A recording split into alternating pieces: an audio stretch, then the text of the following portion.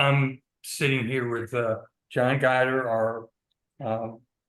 our juror for the SBC show this year, and we really appreciate him working with us on that and coming here today to share his thoughts on the pictures that he picked out for the show.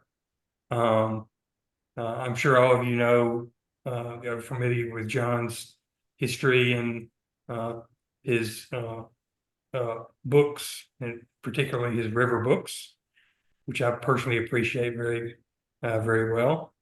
And are you from Nashville? You're a Nashville native? Oh, I came to Nashville in 1967. Okay. So I yeah, feel like a native. yeah, that counts. I think that qualifies. I ran away from Pennsylvania. Okay. Well, I could go ahead and share the screen here. All right. Can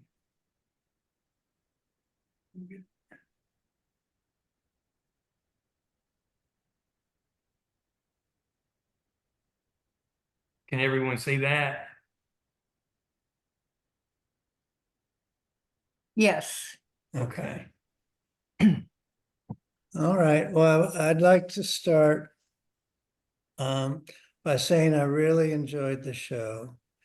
And I actually think it has legs. I think if you were interested, you could take it to other venues. I would think Downtown Library would be interested. I even think Arts in the Airport would be interested. It's just a matter of pursuing that passion. And but I do think it's an enjoyable show, and the fact that it covers so much information and it's by locals that I think a lot of places, even the Parthenon, would relate to it. So I would seriously recommend looking into that. The other thing is kind of a disclaimer. You can judge art and photography objectively by things like exposure, composition, relevant things like that. But really, in the end, it comes down to objectivity, and it's a matter of whether the image speaks to the viewer or not. And I am just an individual, so each image can speak to other people in different ways. And what I'm saying is that my selections end up being somewhat subjective. So if your work wasn't selected, it really doesn't matter. Just ask Van Gogh, and he will tell you that it's important to keep on keeping on. So with that in mind, yeah, I'd be happy to discuss individual images for sure. And please, stop me if you have any questions. I enjoy looking more than I enjoy talking, but we'll go forward. So, y'all start with this image? Sure. Yeah, we'll just scroll through them. Okay. I don't remember the artist's name. Do you, or? Let's see, it's not showing up on the. Okay. Yes, it is. It says Kimberly Manson, Assimilation by Kimberly Manson. Okay. See that up at Okay. the top? Yeah, we don't see that. So each time, I wish you would tell the artist's name. It's important. I enjoyed this image. It obviously comes down to timing. It's selecting the right moment, or capturing the moment, so to speak. And this image does it very well. I like some of the composition effects that some people may not notice, is that as they move forward, the pond gets smaller, and the trees break up the composition. So you're actually looking at 4 or 5 different images all in one. And I like the fact that the sunlight highlights the leaves overhead. So there's just a lot of little features that take what could be a very plain and ordinary image and make it rather important. So, but this is a great example of capturing the moment and composition, being in the right place at the right time. Had he been somewhere else, one of the trees may have blocked that view, or the composition wouldn't have been quite so perfect. And somehow it works. You know, there are little things I could criticize, but the majority of it works very well. Okay. And, oh, yours actual, the name and the artist there. Oh, Chuck Ritchie. Yeah. Okay. Oops. Okay. Maybe. Yeah. He's going uphill. Yeah, Is it flip? yeah, Rotate? there we go. Okay. And this is the one with the feet, right? No, I think that Oh, might be the next. okay. No, the next one. Okay. Right. So yeah, it's a nice composition. It obviously appealed to the auto set. The name and the grill kind of relate to each other, and the hood feels like a very strong nose, nasal, and then the eyes are peering straight to the head. It's it's a fun image to look at, and it gives me some joy. This one was by Chuck Ritchie. Chuck Ritchie, okay.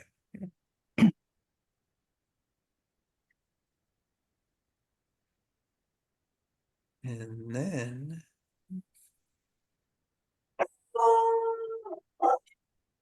There we go. you got detail. Okay. Yeah. Okay, so this is by Joe Joe Fields. Mhm. And it's a wonderful composition. In a way, it could feel a bit redundant where I've seen it before, but the way Hi. I'm on a Zoom. Can you call Dad? you know, the tree limbs kind of bend in formation with, I guess it's the moon, or it could be the sun, I'm not sure. But you know, and then he's vignetted it to pull the eyes into the center. It's composed well, it's not quite centered, it's just a little off. And it feeds the balance of the heaviness of the trees on the right. And then, you know, it's centered, but not quite centered on the horizon, through the horizon. So I do like the feel of it very much. And if somebody has questions on what I'm saying, please jump in.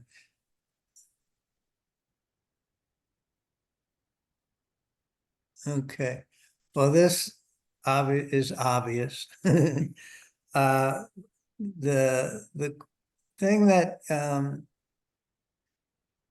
sort of bothered me is that I'm just wondering if something could have been done to make the feet stand out a little more.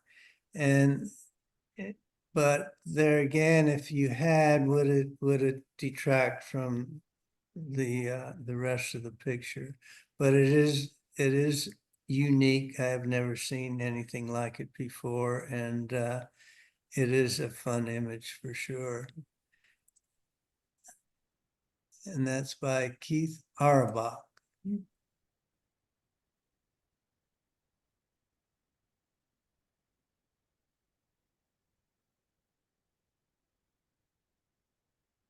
And this, I enjoy the values.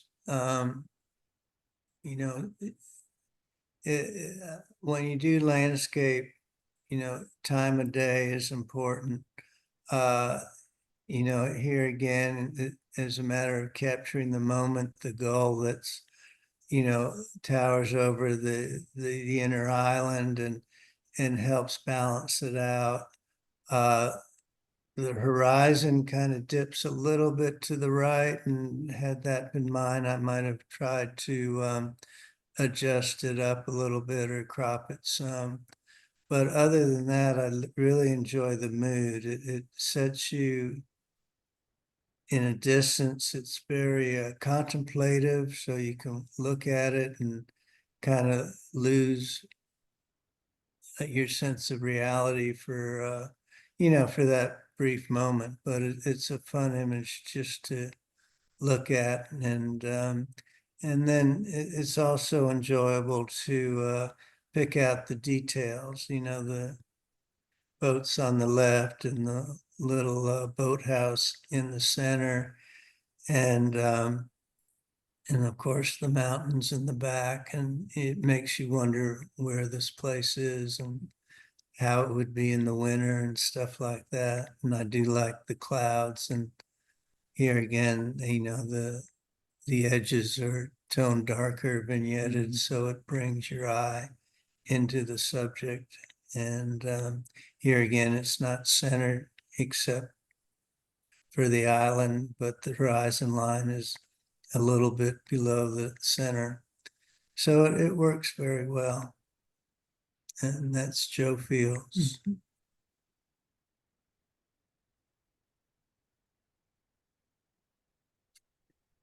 And this is just cute. Here again, it's capturing the moment. I'm sure this puppy comes out a lot, the way it's content, and obviously its owner doesn't mind it because it had to open the windows for it.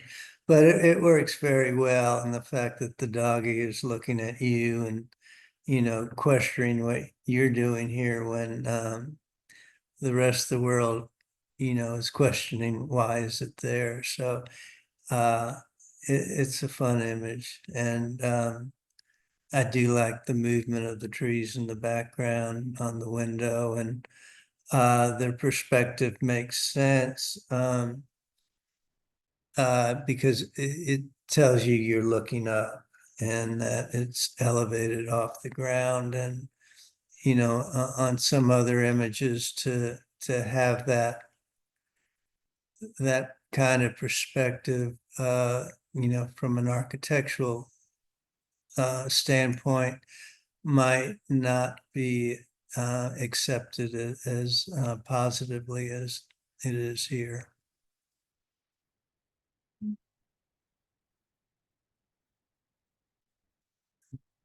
Ducks in a row. Yeah, I don't know if this is at the Parthenon, but it reminds me of my walks along the pond there, and how the kids come down and love to look and feed the ducks. And it's interesting the balance, the 5 ducks are on the left, there 4 are centered right below the little girl, and then the 1 duck is centered between the 4 other members of the family. And you could make some kind of mythic assumption to that. And then the guy's expression is like, he can't decide if he's trying to keep the dog from going or he's ready to move on. And the little girl is so pious that she looks like she could be in a cathedral praying, and which is important to me because I believe so much in nature. And I find that nature to be my temple. So it is a very interesting moving piece, and then here again, the composition and the balance is perfect. And of course the horizon works, and here again, it's not centered. There's a little, room top and bottom, and then there's room left and right. And I don't know that cropping in would have made the image any stronger. In fact, I think it might have taken away from the mood of the scene, and the fact that you can see the landscape so well is important also.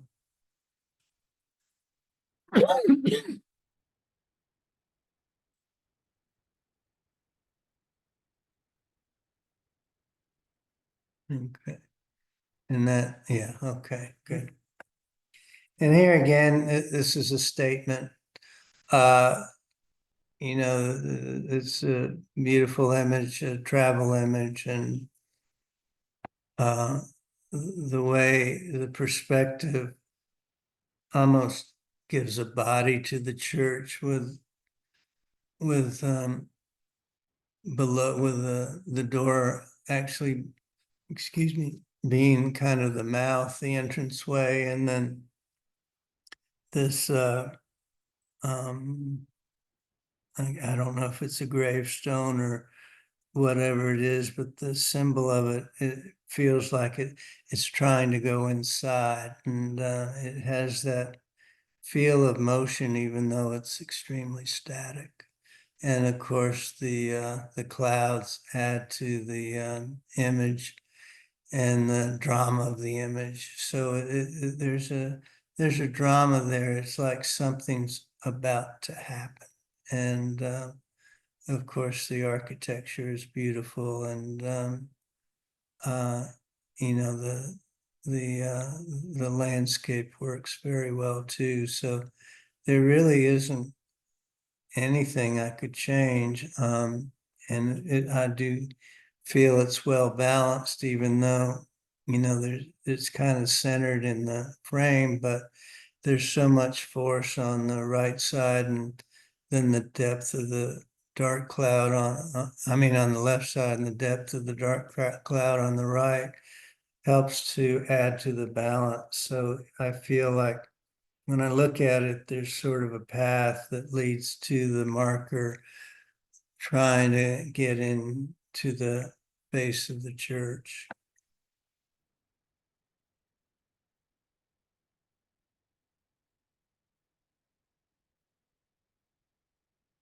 And this I really liked a lot. There are a number of images.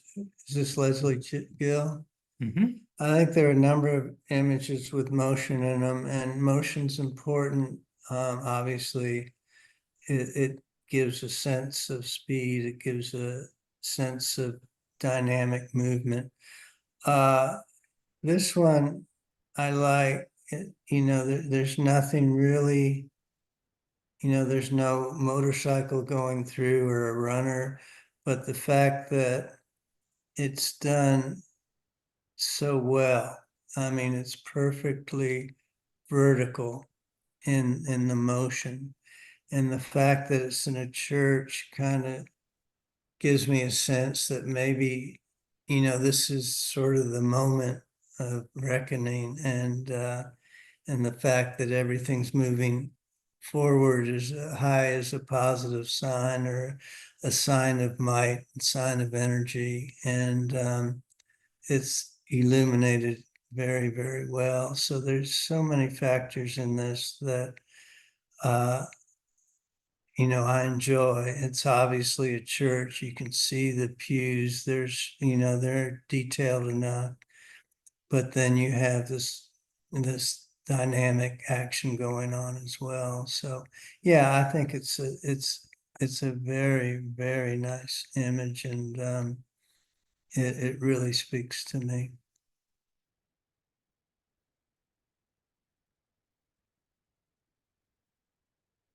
Okay. And this is Michael Knott. And I'll say two things. There are two images in there. There's one of another African American.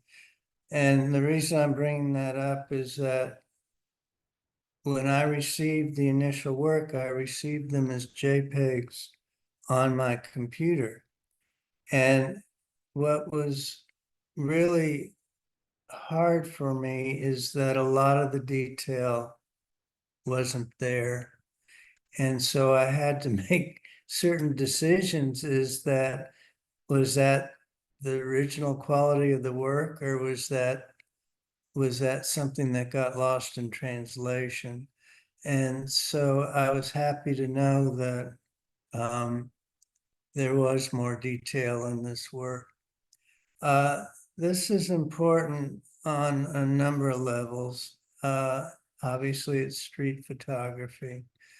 And it speaks to me because I just saw a documentary on NPT. It was about a Chinese American photographer who graduated in history but just fell in love with photography. But because he was Chinese American, he couldn't get a job. And finally he started, this is in the 70s and 80s, I think, filming the protests, people speaking out against racism and stuff like that.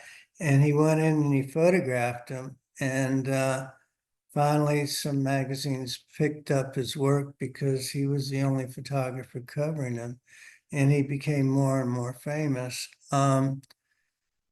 So an image like this is important because it talks of what's going on in the community today. And it speaks, usually when we go out and photograph, or especially I'll look for a beautiful bird or a beautiful scenic or something like that that really speaks to me, but this is equally important. It tells us that there is a need, and we are not a perfect society, and some things have to happen.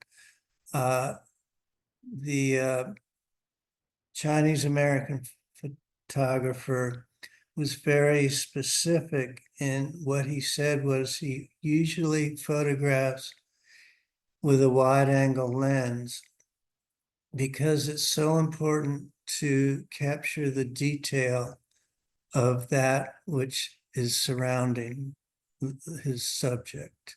And here you can see that the detail is extremely important. You know where this image was made if you're from Nashville.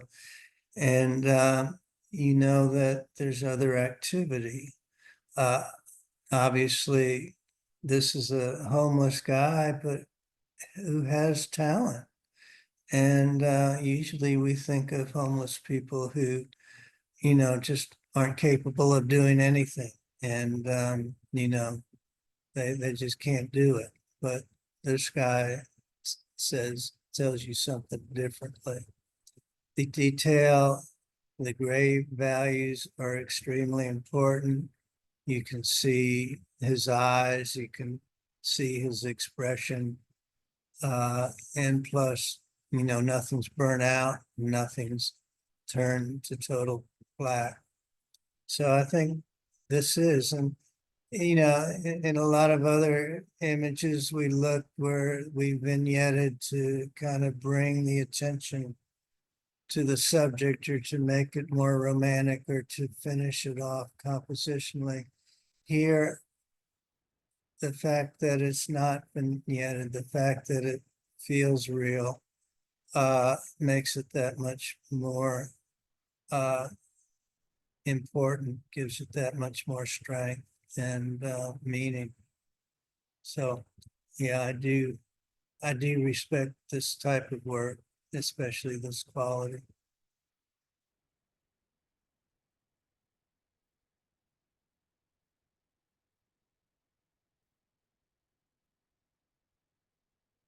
This is more of a fun image.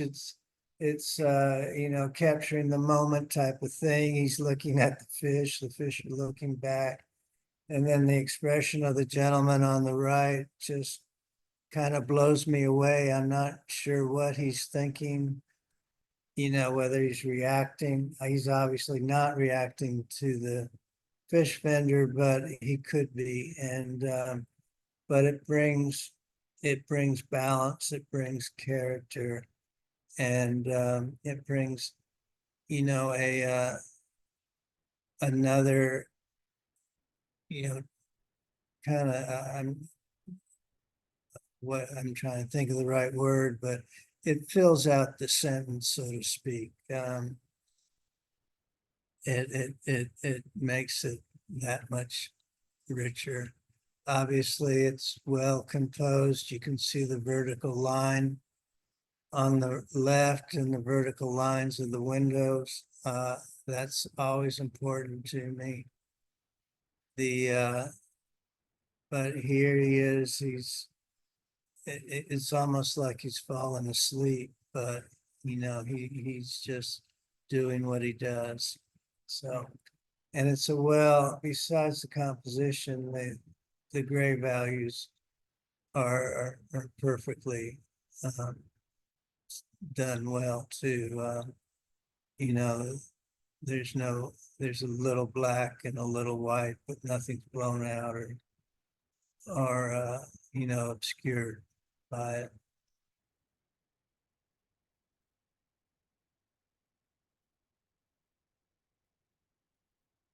And this is the one, yeah, I don't know if on my computer right now, I can barely see the guy's face. But in the finished picture, I see it well. And here again, I know exactly where it was taken. I have a very good sense of place. The lighting's nice. You can see how it separates his body from the rest of the work with the backlighting. And yet there's enough light on his face to bring out his expression. So he did a good job of capturing the moment. There's bright lights, street lamps, but here again, he's controlled it enough to either because of the time of day, which I would be guessing because of the sky, or his controls in the lab have kept it from burning out and obscuring. But it is a good composition, and like I said, these things are very necessary. And that's Michael Nutt as well.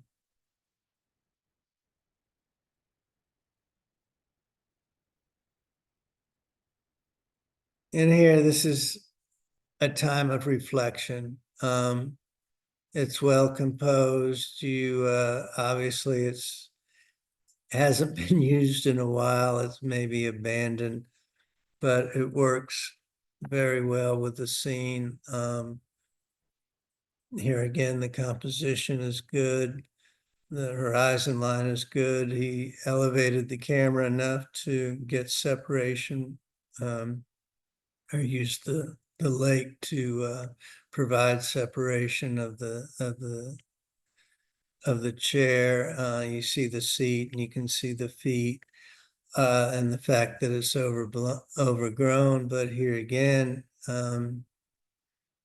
you know, this is not an abandoned spot because the photographer, Laura Carpenter, came upon it. So, but it speaks of relaxation. It speaks of a moment. It speaks of a time away from the craziness of society, and just a time to sit and compose.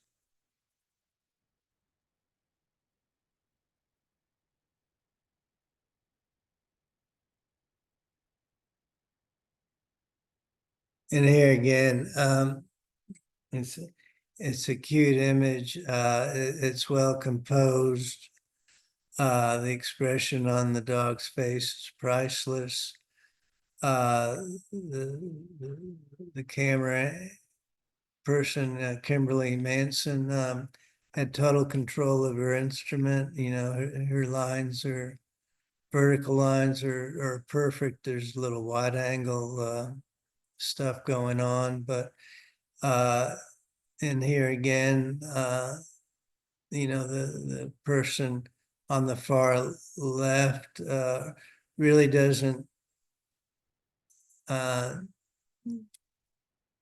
relate to the subject, but he balances the image out, and the fact that the lines lead to him. And here again, there's it's well composed, left and right, up and down, and you know, the dog's expression is perfect.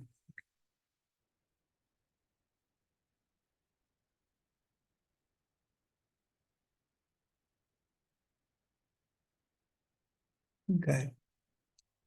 So I like this because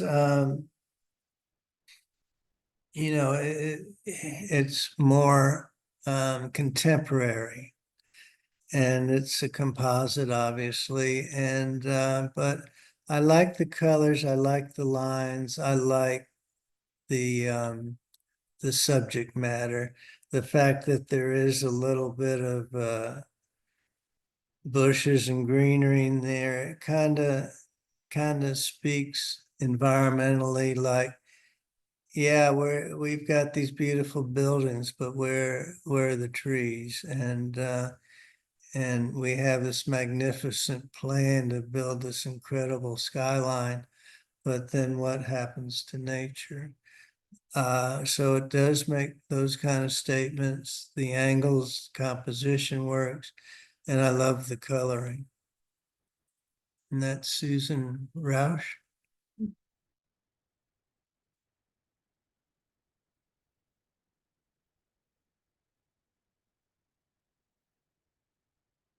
Okay. So that's Saina, how do you pronounce that? Malula. Anyway, I enjoy this a lot.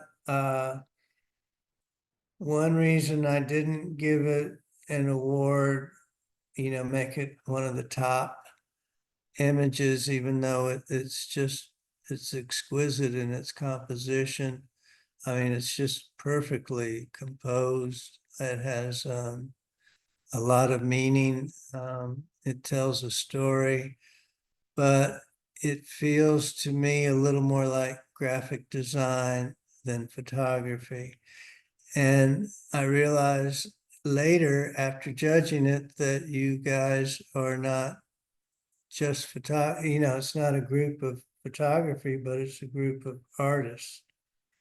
And here that fits that mold very well. But I do like it. I think it's, you know, obviously it was composed in his head and then brought to life, and it has a lot of meaning. So yeah, I do like it a lot.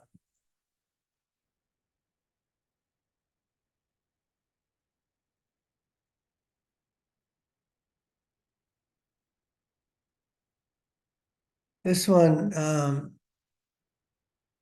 is also by Malula, and it speaks to me on so many levels. It's talk about perspective. You know, I think of this person and then the city that just expands below it. Had she been posed down in the city, it just wouldn't have felt the same. And here she is on a peak, and it leads to questions, you know, why is she up there? Did she leave the city, or is this her retreat? Or, you know, it makes me question all sorts of reasonings as to why this person is here. As far as composition. It's perfectly balanced. I don't know if you even know about the rule of thirds, but in the older days, they would break up the image into threes. They would three across the top, three vertically and three horizontally. So you'd have two horizontal lines and two vertical lines. And where those lines connected, those were the points of perfect composition.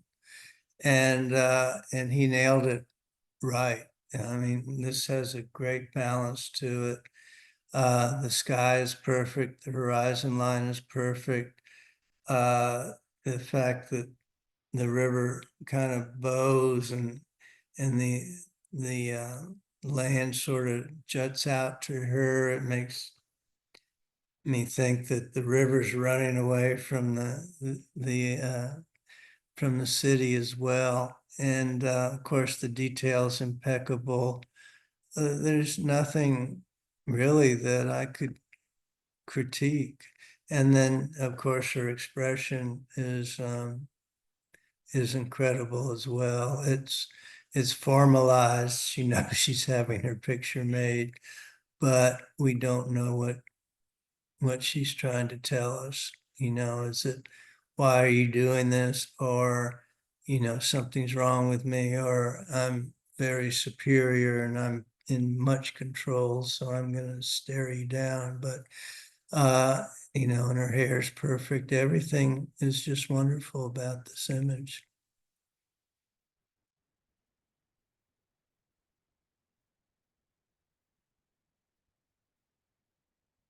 Okay, this is Susan Raj, and we talked, and I like these images. I like the here again.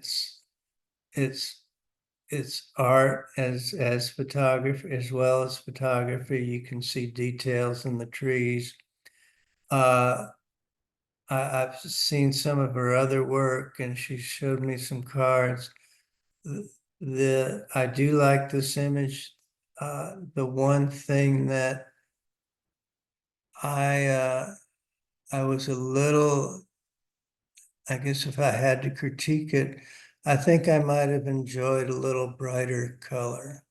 The trees are subdued and then the motion is subdued. And I would think that, I don't know, I'd have to see it, but maybe just a little more color might have popped my attention. But it's well composed. It brings your eye into the trees and into the cliffs, and I do like it a lot.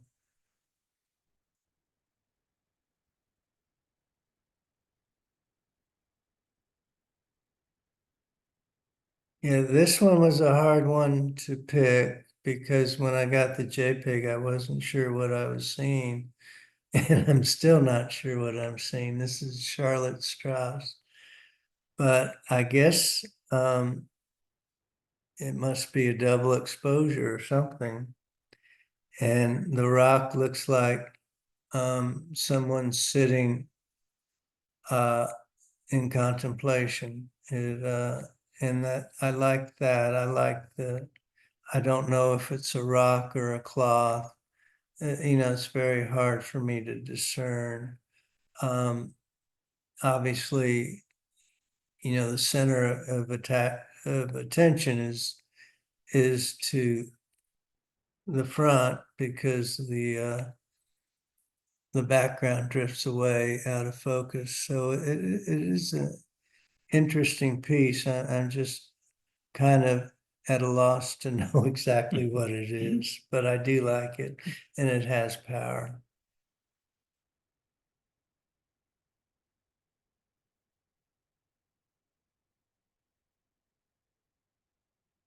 And here again, it's, nature photographers back in the day, especially when they were they were carrying big 4x5 lumbersome cameras, and they would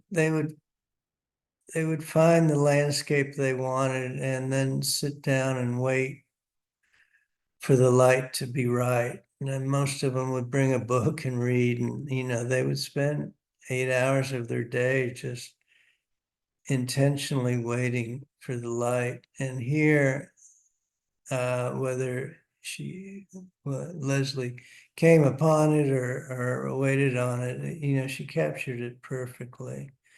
And the sun looks like, somebody just had an amazing idea. And just captured the moment perfectly. I like the way the light beams jut out, and I'm not sure if that's from setting the iris or having a filter overhead, but it worked over the lens, but it works very well. And even though that sunlight is so intense, you still see detail. You understand where the scene is. Here again, the composition's very well. Horizon, everything's just neat. The street lamp, goes right next to, is tangent to the yellow building in the background, which sometimes can be bothersome, but for here, it seems to work well because it sort of captures the sunlight and forces it into the building, so to speak. So yeah, I do like it. It's well composed, well exposed. The person, sitting below the sun, is perfect. And there's even, little some birds and a person walking in the background that sort of helps with the balance and helps, tell more of the story. So it allows you to linger a little longer on the image.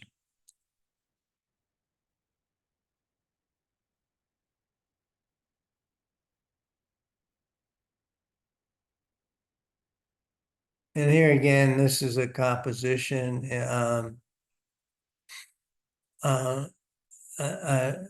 like it enough. It had good balance, obviously. It's well centered. You see the frame on the far right, but it makes a statement. But it's a design, and I'm very comfortable looking at it.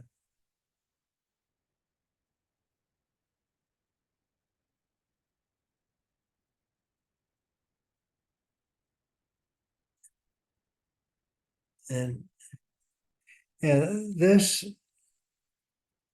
I really like. I mean, it's like two swans diving into the water, and here again, it's just a perfect capture, perfect timing. I photograph flowers a lot, and if you came back the next morning, the image would not like that be there. Excuse me. The lighting works, the background works. There's just enough little texture to, make it give it some mood without being pitch black. The overhead light balances the foreground light. So you have, not only do you have detail, but you have some depth and some separation from the background. So it works very, very well. And then of course the water droplets add to the mood and the moment. But it's a fun image, and it's one I would enjoy having on the wall and walking back by it, day in, day out.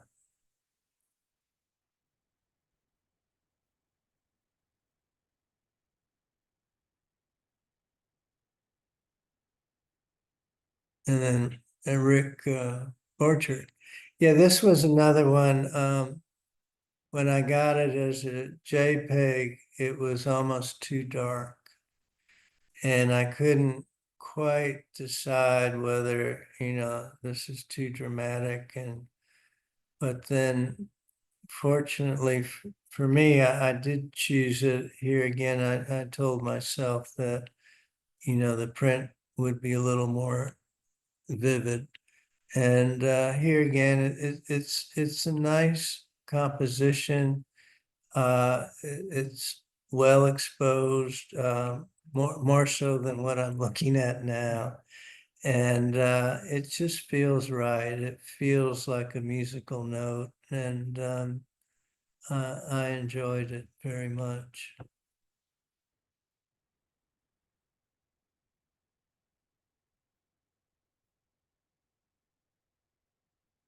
And here, this is another capturing the moment. The leaves by themselves would not be all that, impressive, and then the water droplets add to it, and you kind of wonder, I guess they are water and not ice, but the depth of it, that they start out real big and singular, and then they get smaller and smaller. You feel like you're looking into doing stargazing, looking into some future universe. And the composition is good. The main leaves are, on above the center line, and they give some balance, and then the other leaves add to the image. So it works very well with me. And here again, it's another one that I would enjoy walking past and just looking in the detail and just kind of wondering what's going on here. It is it's different than anything I've ever really seen before as far as a nature photograph.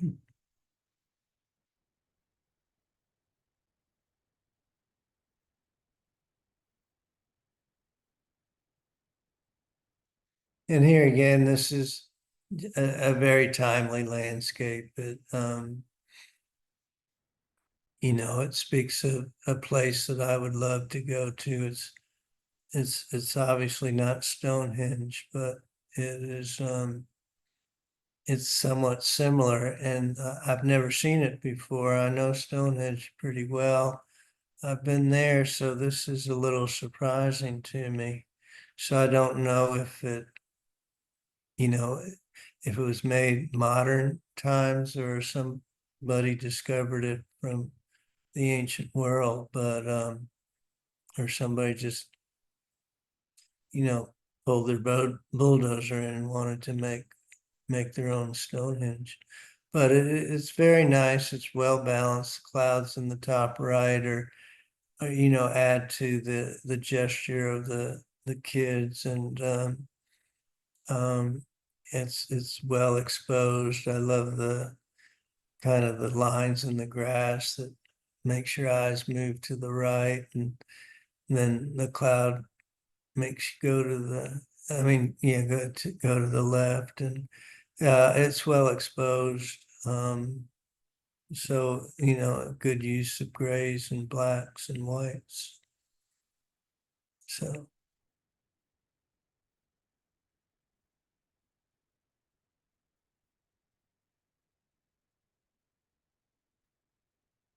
and here again, this is, graphic design, but it has impact. It's very dynamic. It feels like, you can feel the energy in that image. It's something that's pushing out, and the lighting's brilliant. The coloring's brilliant. Love the horizontal sweep, and it just works very well. It's in a way the image is centered, but in a way it's not. And here again, it has very good balance.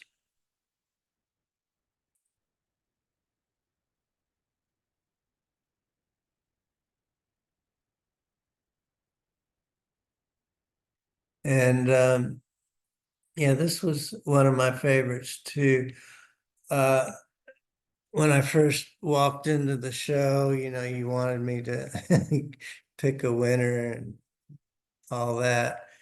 And the show was strong enough. It was very hard for me to do. I think everything was very well presented and very professionally presented. So the only way I decided to judge the winners was to go home and then the night after try to remember the images that spoke to me. And in a lot of respects, this was one of them. I think I like the attitude. I guess it's a crow, and the eyes are just very strong. And then the background and the texture, work very well. It's rare that you can center an image like that and not complain about composition. But I do like it a lot. I do enjoy its expression. I enjoy the attitude, and I enjoy the texture and sort of the originality of the presentation.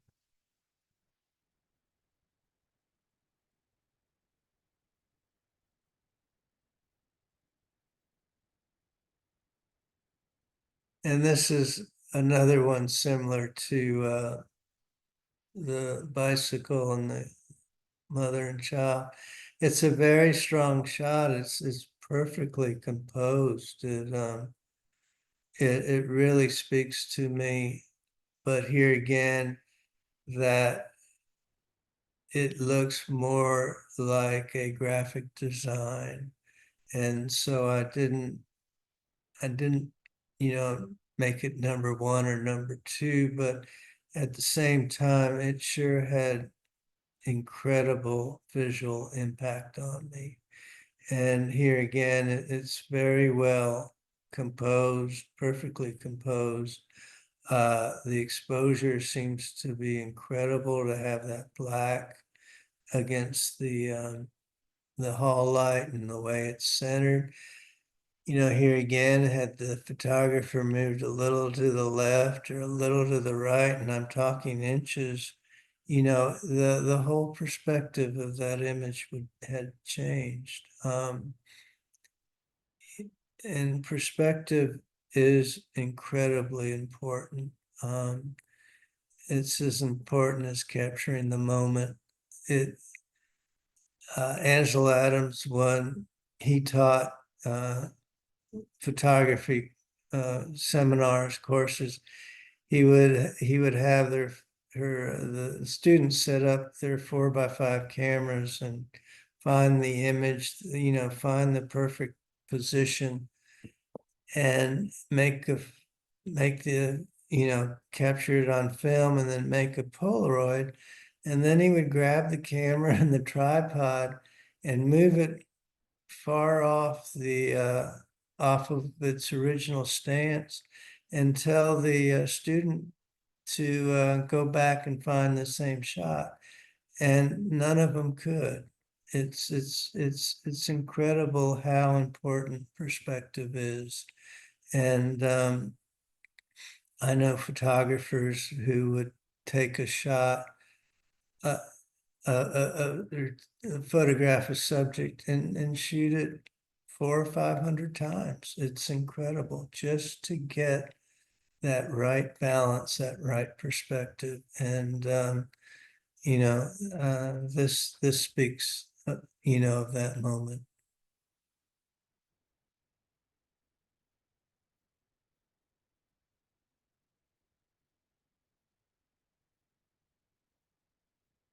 And here it is, here again, Leslie Gill. It's a matter of capturing the moment. She wasn't condescending. A lot of people just stand up straight and put the camera to their eye and photograph. And she actually kind of came down to this child's perspective And it really makes a difference in the shot. And of course, it's well balanced. It has activity left and right of him. You can kind of, and you see that it is a celebration. You can see the things in the background, the starfish ornaments and the balloons and here and the lighting is perfect, the shadowing. You know, she did capture a moment when the light was incredibly right. And I do enjoy his expression and he's really getting into it. He's standing straight. He's, you know, this is an important parade for him and he's doing it right.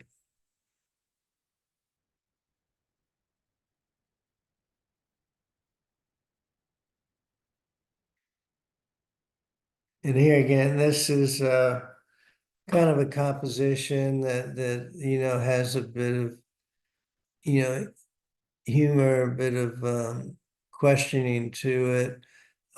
You know, the yellow lips contrast well with the blue and the window pane and the perspective, and it's just a nice graphic design and you know, very enjoyable.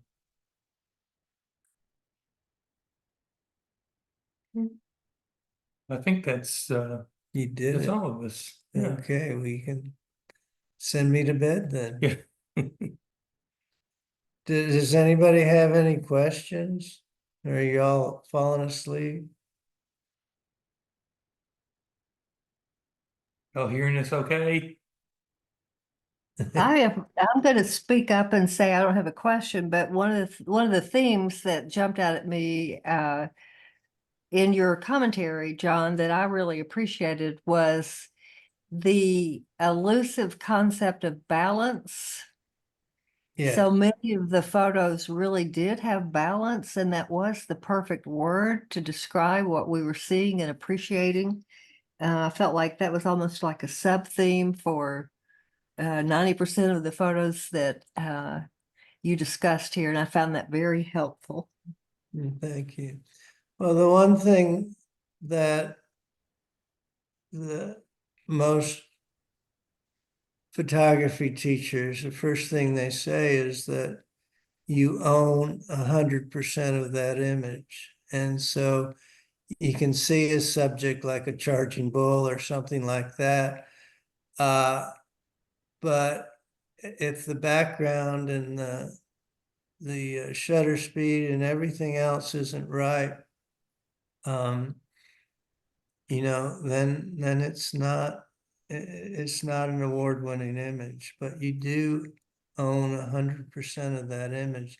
Nowadays, it's easy to you know, use Photoshop to snip something out or and obviously now we always could crop and move and do some things, but yeah, the fact you have to remember you own it all, and then you go from there.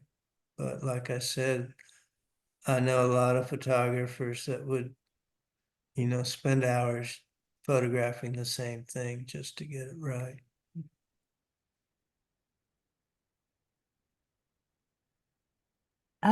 Before you stop the screen share, Wayne, do Okay. you see, usually there's some way to do like a grid view of all the photos in Dropbox? I'm not,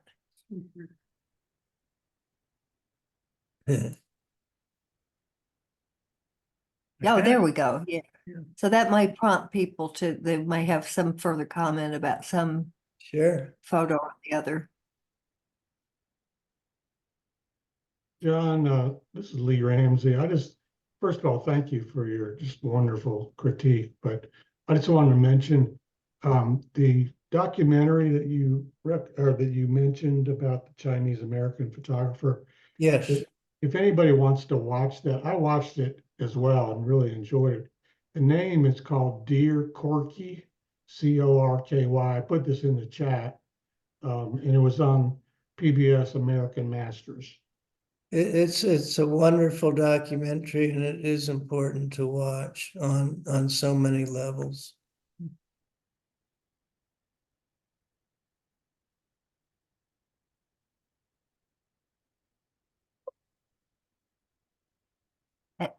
I will say we do have several of the photographers here tonight. If you all had further questions or comments about the photos after what John has said.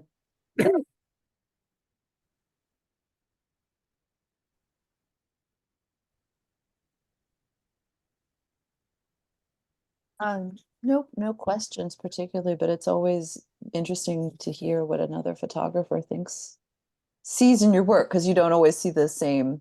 Sometimes you see the same things, sometimes you see different things, a little mixture of both. But thank you, John, for walking us through what you saw in all these images, because it was insightful and interesting and wonderful, and they're great images. They are great images, and like I said, I do feel it has legs, and I would look into having more shows. I do think there are places that would enjoy it on a lot of levels. But you know, Belmont has galleries, Vanderbilt. There's all sorts of opportunities.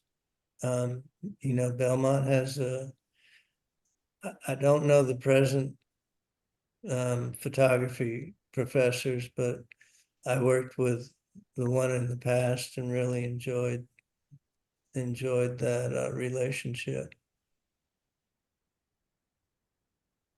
Well, that's very encouraging.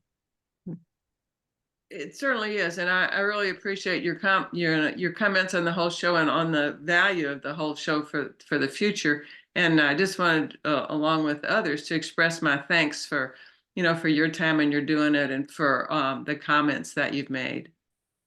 Well, I was hesitant because I don't like that kind of pressure, but no, I'm glad I did it, and I really enjoyed it. So it meant a lot to me. And the other thing, it forces me to think, you know, what's important about photography and how to articulate it.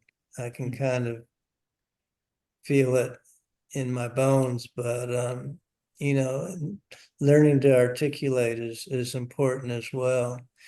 It was I'm such a visual person that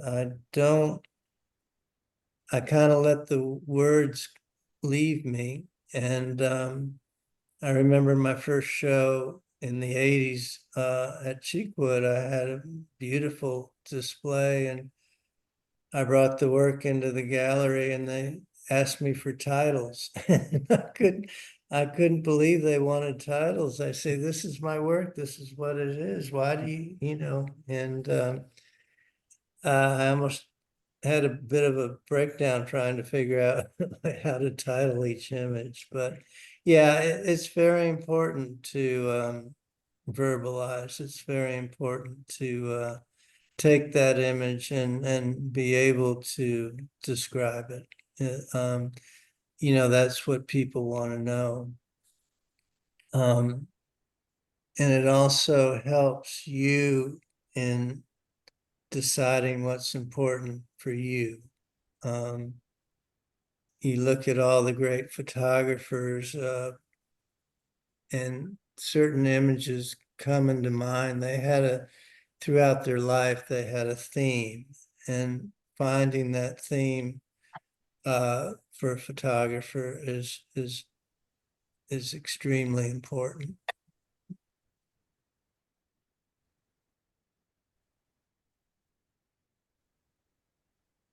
And I like the way that these images work together and flow as a unit. Yes. I think it's put together very well. Yeah. Well, and the other thing is, my images were kind of that size, 20 30 years ago, and Alan the choir came to my studio once, and I was showing him the work, and he said, "John, what about scale?" And I didn't know what he was talking about. And scale is important in a presentation. So I know that your images were very similar in size, but many of them could be blown up bigger and have more impact. And that's something, as you grow professionally, or if you want to have shows, something you need to think about. Of course, it's more expensive, but sometimes scale is as important as the finished image. And it's something that I would suggest that y'all try to work with. Yeah, I have a, a, a printer that prints up to 13 by 19 paper.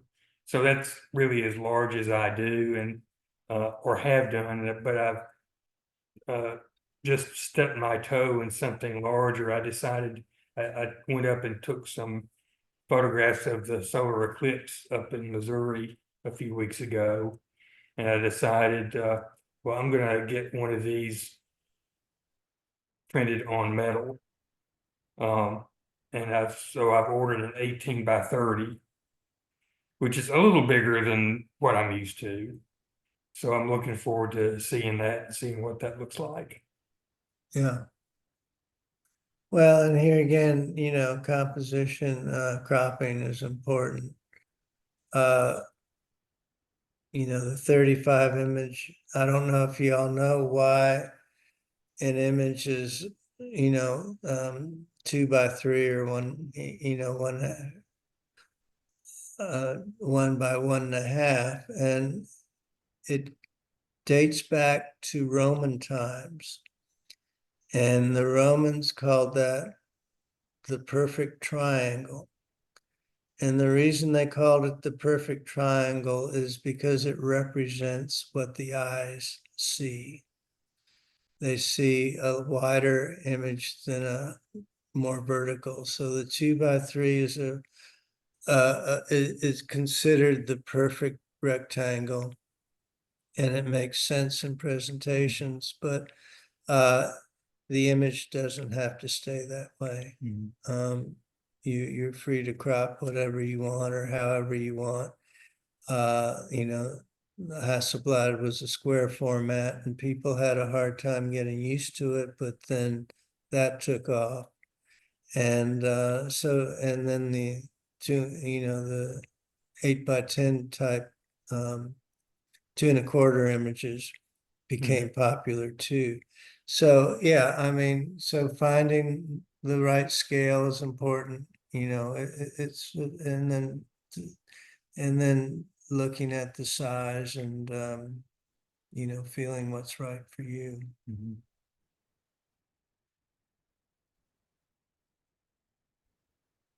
Yeah, I enjoy the longer like that. Yeah, I think that really works here, the stretched out. yeah, the panorama is Mhm. very important, Yeah. and it's used a lot well, especially landscape type Mhm. scenes. Right. And things like, races and things where the subject is kind of low vertically, but there's 20 of them in a Right. line. Mhm. And the panorama works very, very well. And I've used it on a number of images. Mhm. And Lightroom's fun because you can have a normal camera and take 3 images side by side and then go into Lightroom and it'll combine them for you. And that'll be so you don't need to buy a panoramic camera. Okay. Do we have any other questions or comments?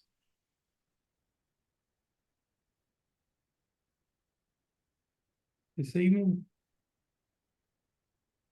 I'm going to stop share. Okay.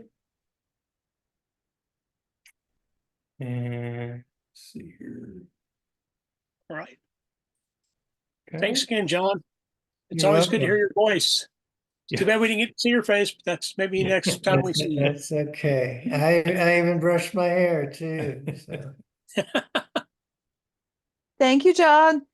Well, thank you. This was fun. Thank you all. All We right. appreciate it.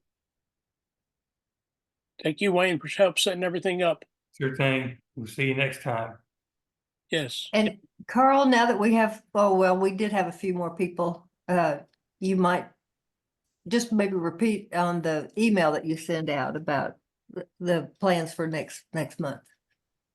I thought we might get a volunteer or two, but And Robin's already volunteered. all righty. Well, thanks, everybody. I'm going to end this and well, I'll send Carl the recording and so we can share it. All right. Thank you. Bye. Bye-bye. Bye.